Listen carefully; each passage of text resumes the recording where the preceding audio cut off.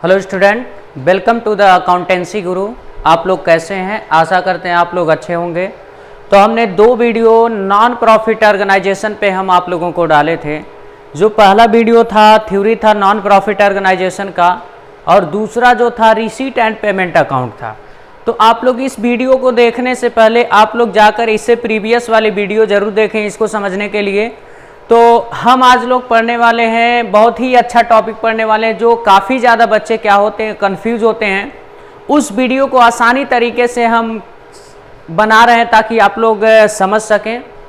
और इस टॉपिक को काफ़ी ज़्यादा बच्चे कंफ्यूज रहते हैं, काफ़ी ज़्यादा बच्चों से रिक्वायर्ड था कि सर इस वीडियो को बनाइए, और उसके बाद हम लोगों को काफ़ी ज़्यादा कन्फ्यूजन हो रहा है। तो इसको हम समझाने के लिए बहुत ही आसान तरीके का आप लोगों का एक वीडियो बनाया है, ताकि ये वीडियो शुरू से लास्ट तक जरूर देखें, ताकि आप लोग इनकम एंड एक्सपेंडिचर बनाओ, मेरी गारंटी आप लोग सीख जाएंगे, कोई दिक्कत नहीं होगा।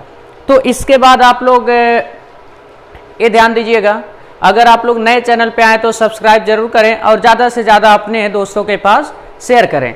तो आज का वीडियो हम लोग स्टार्ट करते हैं, जो इनकम एंड एक्सपेंडिचर अकाउंट है। बेटा इनकम एंड एक्सपेंडिचर अकाउंट आप लोग जानते हैं, क्लास 11th में आप लोग पढ़े होंगे। प्रॉफिट ऑर्गेनाइजेशन में ट्रेडिंग एंड पीएल बनाते थे, वैसे ही यहाँ पे नॉट फॉर प्रॉफिट ऑर्गेनाइजेशन में क्या बनता है, इनकम एंड एक्सपेंडिचर अकाउंट। वहां पे net profit net loss find out करते थे, बट यहाँ पे प्रॉफिट और लॉस तो फाइंड आउट करते हैं, बट प्रॉफिट एंड लॉस के नाम से उसको रिप्रेजेंट नहीं करते हैं, डेफिसिट और सरप्लस के नाम से रिप्रेजेंट करते हैं। तो आइए आज का वीडियो हम लोग स्टार्ट करते हैं इनकम एंड एक्सपेंडिचर पर। तो इनकम एंड एक्सपेंडिचर की बातें करते हैं हम। जो भी हमारा non profit organisation not for profit organisation होता है, हर एक at the end of the year में वो भी जानना चाहता है हमारा डेफिसिट क्या हुआ, सरप्लस क्या हुआ, कितना प्रॉफिट हुआ, कितना लॉस हुआ। उस चीज को पता करने के लिए क्या बनाना पड़ता है, नॉट फॉर प्रॉफिट ऑर्गेनाइजेशन के द्वारा इनकम एंड एक्सपेंडिचर अकाउंट। तो इनकम एंड एक्सपेंडिचर अकाउंट बेटा इसी में बनाया जाता है, जो नॉट फॉर प्रॉफिट ऑर्गेनाइजेशन होता है, और जो प्रॉफिट ऑर्गेनाइजेशन होता है वहां पे बनता है हम लोगों का profit and loss account, trading account. तो यहाँ पे हम लोग समझते हैं थोड़ा सा थ्योरेटिकल पार्ट, काफी बच्चे क्या करते हैं, न्यूमेरिकल तो इसका लगा लेते हैं, समझ भी लेते हैं, बट थ्योरी इसका नहीं समझ पाते हैं। सबसे बड़ी डीमेरिट बच्चों का यही है। तो आइए हम लोग आज के वीडियो में स्टार्ट करेंगे थ्योरी, और उसके बाद इसका फॉर्मेट, ठीक है। तो हम लोग स्टार्ट करते हैं।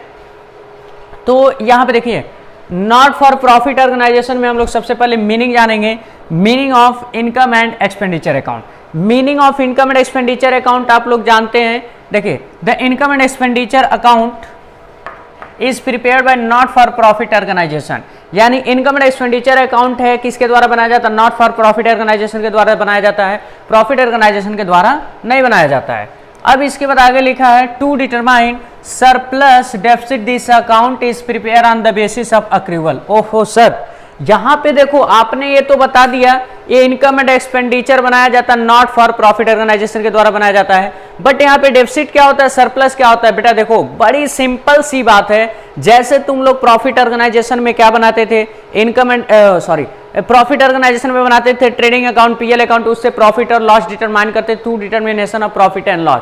वैसे ही यहाँ पे income and expenditure not for profit organisation के लिए बनाया जाता है, जो डिटरमाइन किया जाता है क्या, deficit and surplus. Deficit means ये होता है, मान लो, मान सकते हो लेकिन लिख नहीं सकते हो, लॉस। और उसके बाद प्रॉफिट मींस होता है सरप्लस। तो यहाँ पे आप लोग केवल मानोगे, बट लिखा क्या जाएगा, रिप्रेजेंट किससे किया जाएगा, डेफिसिट एंड सरप्लस से। तो यहाँ पर डेफिसिट एंड सरप्लस डिटरमाइन किया जाता है किससे, इनकम एंड एक्सपेंडिचर, ठीक है। पहली पॉइंट आप लोग क्या समझे हैं, ये जो इनकम एंड एक्सपेंडिचर अकाउंट होता है नॉट फॉर प्रॉफिट ऑर्गेनाइजेशन के द्वारा बनाया जाता है, और दूसरा जो है इनकम एंड एक्सपेंडिचर अकाउंट इसलिए बनाया जाता है ताकि हम लोग एक नॉन प्रॉफिट ऑर्गेनाइजेशन का डेफिसिट क्या है और सरप्लस क्या है, उस चीजें को हम लोग क्या कर सकें, पता कर सकें। तो यहाँ पे सर आपने यहाँ तक तो बताया, समझ में आ गया, लेकिन थोड़ा सा कुछ ज्यादा ही बात कर रहे हो। ये अक्रूवल क्या होता है भाई, ये जो इनकम एंड एक्सपेंडिचर अकाउंट बनाया जाता है on the basis of accrual. जैसे तुम लोग profit and loss trading account on the basis of accrual बनाते थे, या तो accumulated basis. On the basis of accrual क्या मतलब हाँ sir, on the basis of accrual का मतलब ये हो गया, केवल इसमें कैश ट्रांजेक्शन नहीं रिकॉर्ड होता है, उधार ट्रांजेक्शन है, और इस साल का खर्चा है और खर्चा होने वाला है इस साल, तो समझ लो ट्रांजेक्शन क्या कर दोगे, रिकॉर्ड कर दोगे। जैसे मान लो इस साल का किराया 2000 रुपए है, लेकिन तुम किराया नहीं दिए, तो तुम किराया तो अभी दिए नहीं हो, किराया तुम्हारे लिए बाकी है और वो किराया तुम्हारे लिए खर्चा है, तो खर्चा तुम्हें बुक करके इनकम एंड एक्सपेंडिचर में दिखाना पड़ेगा। यानी इसमें कैश ट्रांजैक्शन भी रिकॉर्ड होता है, यानी एक्सपेंडिचर और इनकम, और जो कैश से नहीं होता वो भी रिकॉर्ड होता है, उसे बोला जाता है अक्रूवल बेसिस। ठीक है, तो अब यहाँ पे बातें करते हैं इनकम एंड एक्सपेंडिचर में। आप लोग 3 चीजें याद रखिएगा। इनकम एंड एक्सपेंडिचर अकाउंट किसके द्वारा बनाया जाता है? नॉट फॉर प्रॉफिट ऑर्गेनाइजेशन के द्वारा बनाया जाता है। और इनकम एंड एक्सपेंडिचर क्यों बनाया जाता है? डेफिसिट एंड सरप्लस निकालने के लिए बनाया जाता है। और इनकम एंड एक्सपेंडिचर अकाउंट जो है किसके बेसिस पे बनाया जाता है? अक्रूवल के बेसिस पे बनाया जाता है। तो हम लोग फिर स्टार्ट करते हैं। Feature of not profit organisation का क्या होता है, फीचर क्या होता है, इस फीचर को समझने के लिए आप लोग देखिए, आप लोगों के लिए कुछ हमने पॉइंट 8-9 पॉइंट तैयार किए हैं। Income and expenditure account prepare by non profit organisation, ये तो पहले ही डिस्कस कर चुके हैं। इनकम एंड एक्सपेंडिचर अकाउंट किसके द्वारा बनाया जाता है? नॉन प्रॉफिट ऑर्गेनाइजेशन यानी एनपीओ के द्वारा बनाया जाता है। इज ए नॉमिनल अकाउंट, यानी यह it is a nominal account, यह एक क्या होता है बेटा? नॉमिनल अकाउंट होता है। क्या होता है?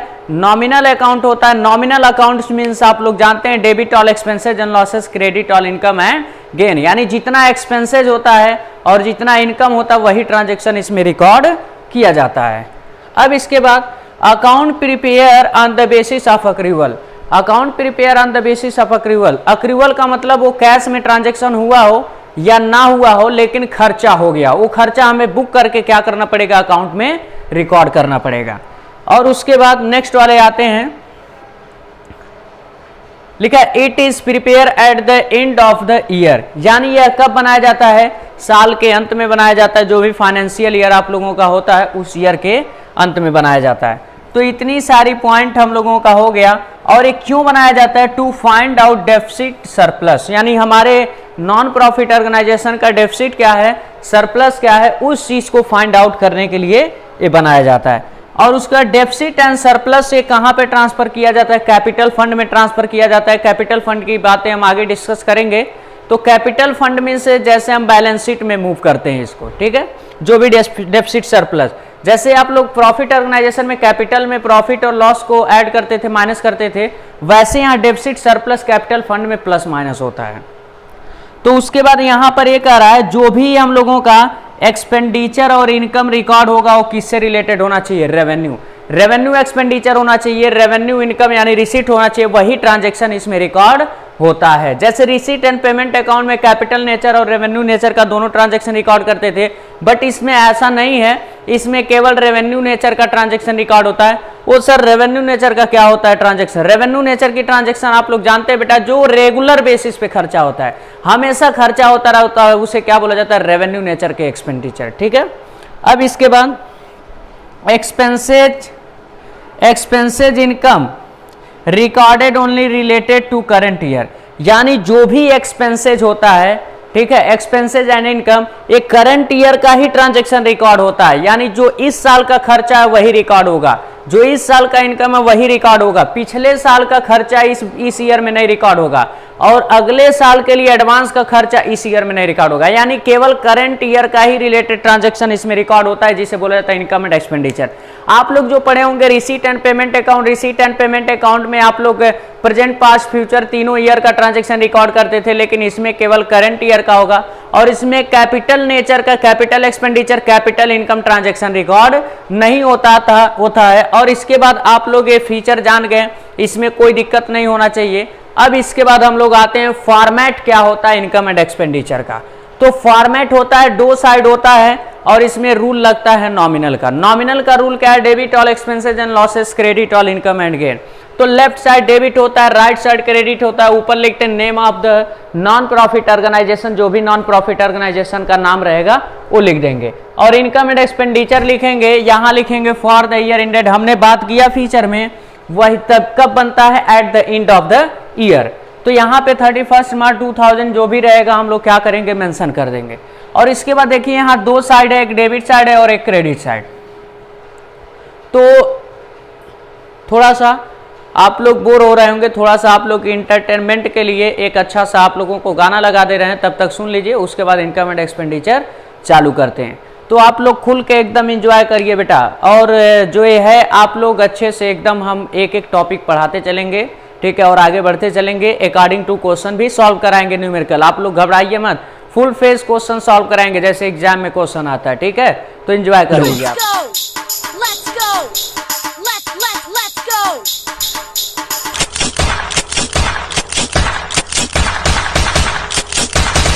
तो आप लोग चालू करते हैं, इसका फॉर्मेट क्या है।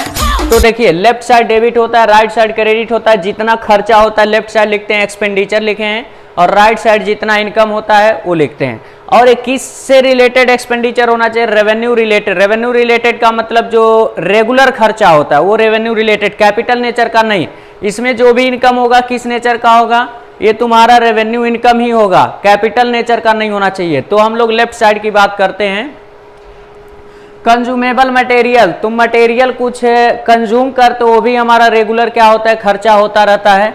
ऑनोरेरियम, ऑनोरेरियम का मतलब क्या होता है, जैसे कोई आया आपको सर्विस दे दिया, उसके बदले में आप मनी में कुछ उसको सम्मानित कर देते हैं, वो भी आपका बरोबर खर्चा होता रहता है। सैलरी एंड वेजेस हमेशा खर्चा होता रहता है। रिपेयर भी खर्चा होता रहता है, रिपेयर आप लोग कोई भी चीज कराते हो वो भी हमेशा खर्चा होता रहता है। एक इसमें आ जाएगा इनकम एंड एक्सपेंडिचर के एक्सपेंडिचर साइड।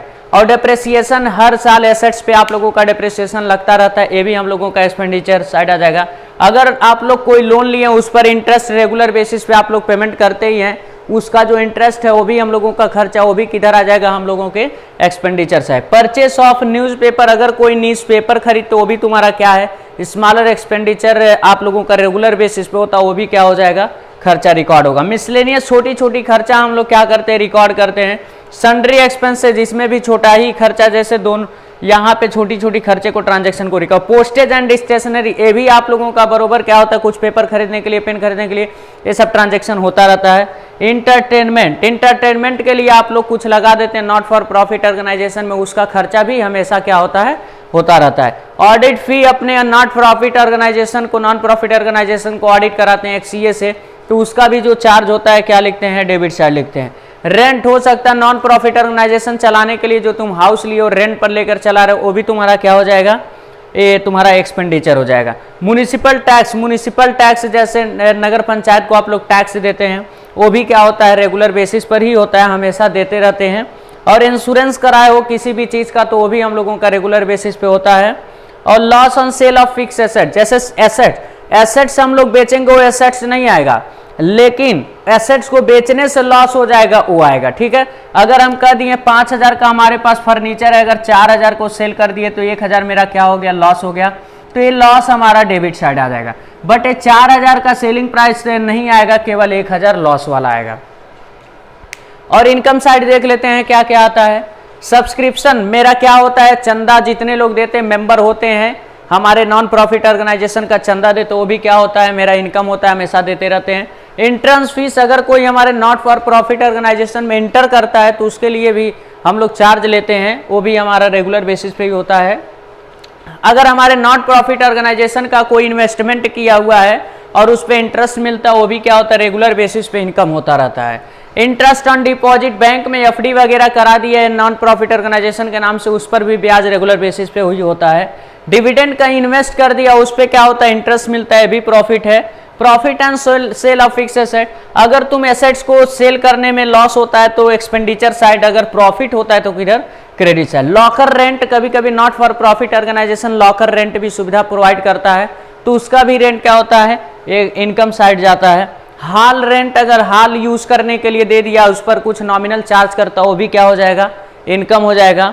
और सन्ड्री रिसिप्ट, मिसलेनियस रिसिप्ट, उसका क्या होता है, ये सब सारी चीजें इनकम होंगी। तो अब इसमें अकाउंट क्लोज करने की बात आ गई। तो देखो, हमने बोले थे ना कि अगर इसमें सरप्लस और डेफिसिट निकाला जाता है तो इनकम एंड एक्सपेंडिचर अकाउंट इसलिए बनाते हैं ताकि हम लोग सरप्लस और डेफिसिट को क्या करें, डिटरमाइन कर सकें। तो अब सरप्लस और डेफिसिट कैसे आएगा सर, देखिए बेटा, अगर क्रेडिट साइड ज़्यादा आ गया, मान लो 10,000 और डेबिट साइड 8,000 आ गया, तो क्रेडिट साइड मेरा इनकम है ना, तो जब इनकम ज़्यादा होता है तो सरप्लस लिखेंगे। सरप्लस कितना लिख देंगे, 10,000 में से 8,000 माइनस कर देंगे, कितना आ जाएगा, 2,000। और दोनों साइड यहाँ कितना लिखेंगे, जो दोनों में ज़्यादा होगा, 10,000 यहाँ लिख देंगे और 10,000 यहाँ।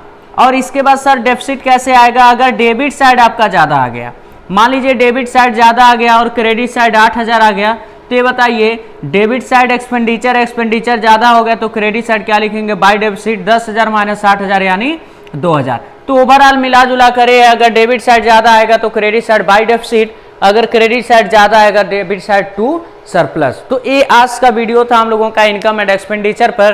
तो अगला वीडियो जल्द ही आपको कल तक हम इस पर अपलोड कर देंगे। जो balance sheet, opening balance sheet, closing balance sheet में बहुत सारे बच्चे कंफ्यूज होते हैं, उसके बाद फुल फेस क्वेश्चन हम सॉल्व कराएंगे, कुछ जो एग्जाम पैटर्न पे आता है वही क्वेश्चन सॉल्व करेंगे हम लोग। तो ये वीडियो आप लोग आई होप आप लोग वीडियो देखकर समझ गए होंगे और काफ़ी ज़्यादा से ज़्यादा इस वीडियो को क्या करें, बच्चों के पास शेयर करें, अपने दोस्तों के पास शेयर करें और आप नए चैनल पे आए हैं तो सब्सक्राइब जरूर करें। ठीक है, तब तक के लिए जय हिंद जय भारत।